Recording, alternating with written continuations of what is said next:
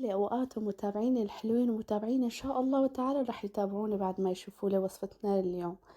اليوم راح تكون وصفتنا مميزة، فيها كتير فيتامينات وكتير غنية بالبروتين ولذيذة جدا. بتحبه بالتوست بتحبه بالخبز، الشي بيعود إلكن. بنجيب البيض المسلوق بنسلقه لمدة 12 دقيقة 10 دقايق حسب انتم ما بتحبوا كيفية استواءه. وبنجيب الأفوكادو كرمال نهرسه بنقشره وبنحطه بصحن وبنهرسه منيح وبنحط له عصرة ليمونة وبنحط له فليفلة حمرا بابريكا وبنحط رشة فلفل أسود وملح. نهرسه منيح وشو إذا بتحبوا، أنا كتير بحب مع الأفوكادو زيد عليها جبنة كريمي المتوفر عندكم، فيلادلفيا جبنة بوك، الشي بعود إلكن.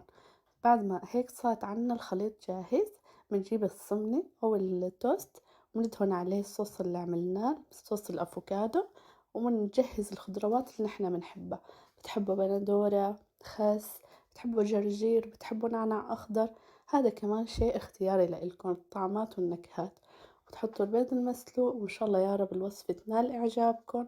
وإذا بتحبوا زيادة ملح، ولا تنسوا الاشتراك بقناتي وتفعيل زر الجرس، وصحتين وألف هنا.